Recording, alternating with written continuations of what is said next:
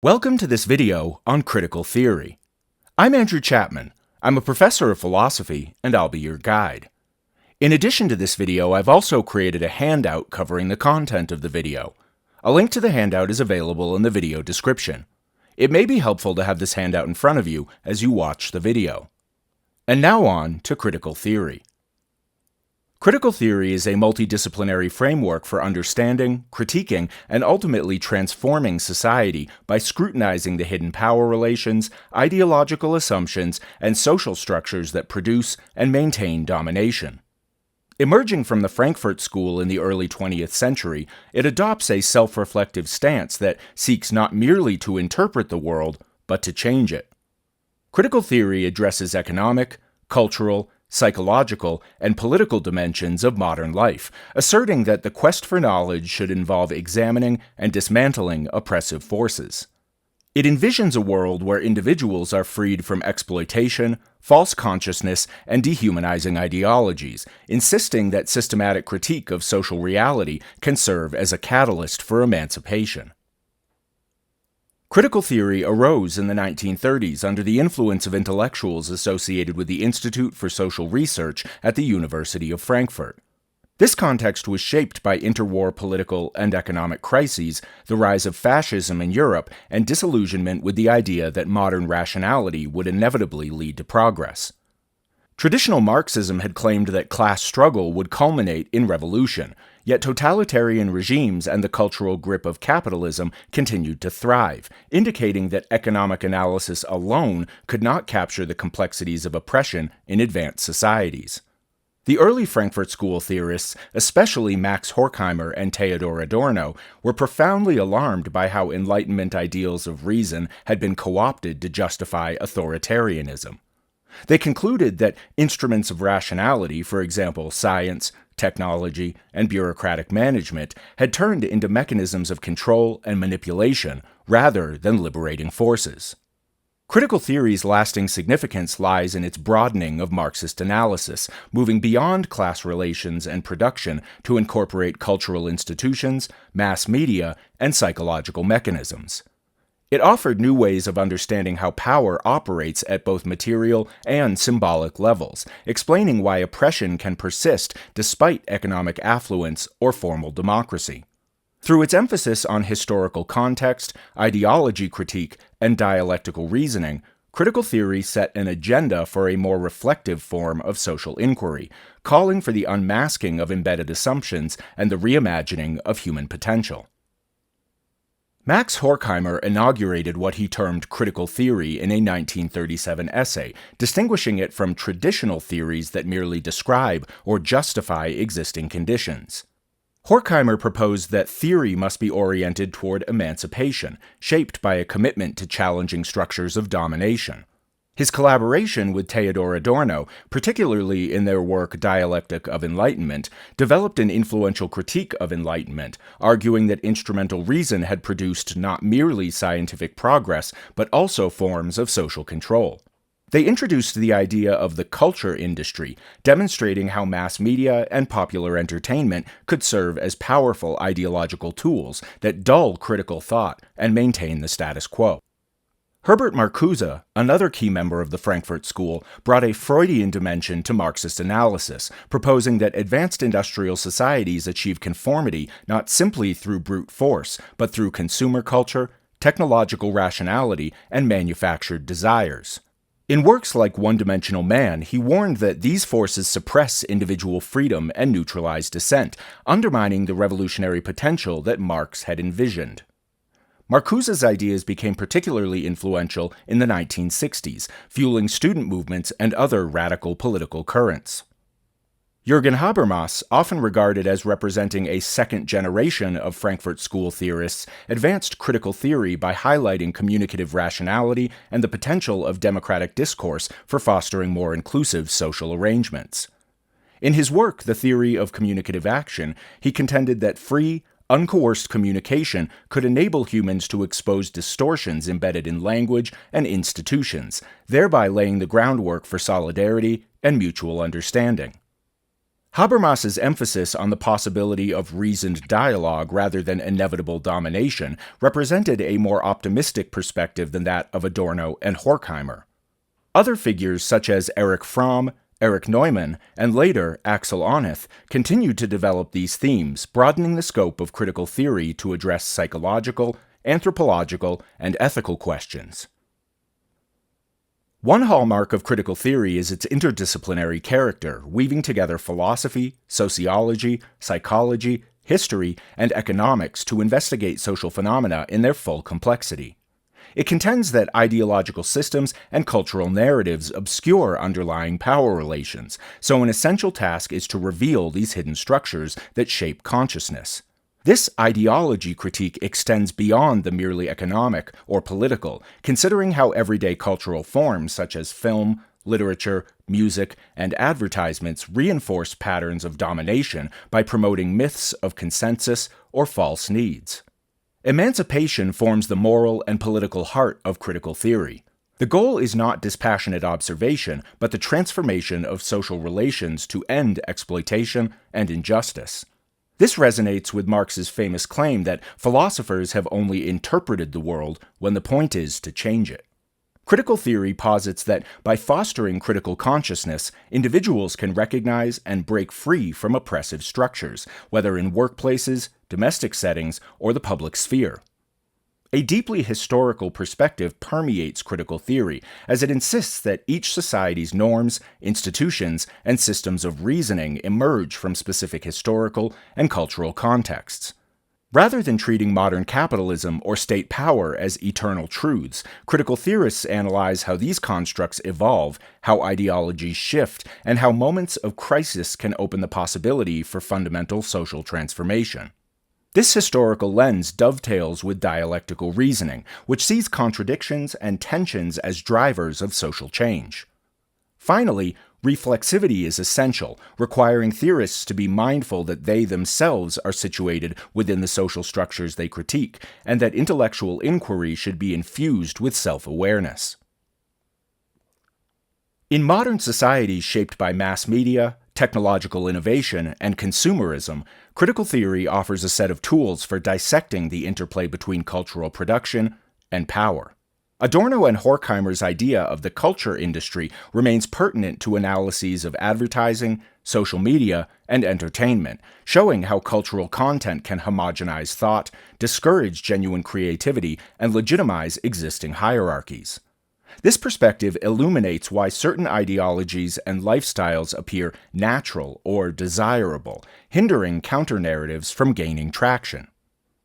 The emphasis on systemic inequalities related to class, race, gender, and other axes of identity has inspired a range of subfields: feminist theory, which critiques patriarchal norms and institutions, critical race theory, which interrogates the legal and societal structures perpetuating racial hierarchies, and queer theory, which challenges heteronormativity. All share critical theory's impulse to reveal hidden structures of oppression and propose strategies for empowerment. In education, the notion of critical pedagogy, championed by Paulo Freire and others influenced by the Frankfurt School, urges educators to cultivate students' critical consciousness and foster learning as a collaborative, emancipatory process. In politics and civil life, Jürgen Habermas's concepts of communicative rationality and the public sphere inform discussions on how democracy might best function. His argument that uncoerced rational discourse in a vibrant public sphere is vital for democratic legitimacy has shaped debates on media ownership, the influence of lobbyists, and methods for ensuring citizens' voices are heard. This resonates deeply in a digital age, where algorithmic filtering and corporate control of online platforms can distort communication and hamper informed public debate. Critical theory's insistence that power saturates even seemingly benign forms of communication remains a crucial lens for examining contemporary technological societies. Inside critical theory itself, disagreements have arisen over methodological emphasis and the likelihood of genuine emancipation. Early Frankfurt School theorists, especially Adorno, tended to paint a pessimistic portrait of modern society, suggesting that capital, media, and bureaucracy overwhelm resistance. Adorno's notion of negative dialectics stresses the importance of critiquing and destabilizing concepts rather than proposing systematic alternatives. In contrast, Habermas reasserted the constructive potential of rational discourse, proposing that reason, if freed from instrumental constraints, could underpin more democratic forms of life. This tension between a darker, totalizing critique and a more hopeful stance on dialogue and communication persists in internal debates. Some critical theorists also debate how far analysis should center on economic structures as opposed to cultural and psychological dimensions. While the Frankfurt School deeply respected Marx's emphasis on class relations and material exploitation, they also recognized that oppressive ideologies could persist even in affluent societies. This leads to varied perspectives on whether a re-engagement with Marxist political economy is necessary to address contemporary capitalism's complexities, or whether focusing on cultural superstructures is more pressing. Another area of debate involves the question of praxis, whether and how theory can effectively generate social change. Critics within the tradition worry that highly abstract or philosophical formulations limit popular accessibility, potentially confining transformative discourse to small academic enclaves. Others counter that the intellectual rigor of critical theory is essential for diagnosing intricate forms of domination, and that social movements can be inspired by sophisticated theoretical insights, as occurred with the New Left in the 1960s and subsequent grassroots campaigns. External critiques of critical theory frequently accuse it of excessive abstraction, pessimism, and aloofness from concrete political action. Observers maintain that the Frankfurt School's style, particularly in Adorno and Horkheimer, is esoteric, rendering it inaccessible to the very populations it seeks to emancipate. Skeptics claim that while it reveals oppression, it can offer scant guidance on practical solutions or actionable policy. Others argue that some critical theorists slip into elitism by assuming that the masses are duped by the culture industry, discounting the agency and interpretive capacities of ordinary people. Supporters respond that unraveling the subtle and deeply ingrained mechanisms of power demands a nuanced, multifaceted approach.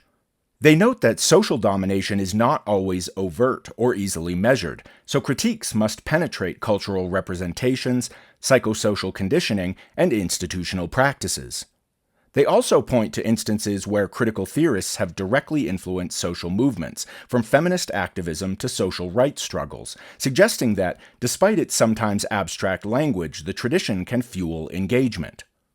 Contemporary practitioners also aim to integrate more accessible forms of scholarship, community organizing, and participatory research methods in an effort to democratize critical discourse. Critics further contend that critical theory, in its emphasis on revealing power relations, risks overlooking the constructive elements of culture or ignoring everyday forms of pleasure and resilience. Some critics from the post-structuralist and postmodern traditions argue that the Frankfurt School can inadvertently replicate totalizing narratives, failing to appreciate multiple forms of identity, localized meaning, and decentralized resistance. Contemporary critical theorists acknowledge these points, seeking to incorporate more intersectional and pluralistic perspectives that address the specific lived realities of diverse communities. Given its sweeping goals, critical theory has found fertile ground in numerous academic and professional areas. Sociologists and anthropologists draw on its critiques of ideology to study how cultural norms and symbolic systems reinforce hierarchies. Political scientists apply its lens to examine how electoral processes, policy debates, and public opinion are shaped by structural interests. Cultural studies and literary criticism use the Frankfurt School's concepts to analyze texts, media productions, and popular culture, exploring how underlying power relations manifest even in ostensibly trivial or entertaining forms. In the realm of education, practitioners of critical pedagogy champion a classroom model that encourages students to question the social world rather than passively absorb knowledge. They view teaching as a political act, capable of either perpetuating dominant ideologies or fostering liberatory reflection. In theology and religious studies, critical theorists assess how religious practices and institutions sustain social orders or challenge them. Even in fields like architecture and urban planning, concerns about how built environments reflect or contest power relations demonstrate the lasting influence of critical theory on how spaces are designed and used. Critical theory continues to evolve as it grapples with the rapid transformations of digital technology, globalization, and shifting geopolitical contexts. Scholars analyze how the internet and social media reshape public discourse, acknowledging that while these platforms can democratize communication, they can also facilitate surveillance, algorithmic manipulation, and new forms of ideological conformity. Ongoing research explores how neoliberal economic structures perpetuate inequality despite claims of meritocracy and individual freedom. The theory is increasingly global in scope, moving beyond the European focus of the early Frankfurt School to examine patterns of coloniality, race, and indigenous knowledge systems. Some contemporary theorists highlight ecological crises as the next frontier for critique, arguing that capitalism's exploitation of the natural world mirrors its domination of human subjects. By applying concepts of commodification and reification to environmental questions, they aim to demonstrate how economic and ideological frameworks can produce unsustainable ecological outcomes.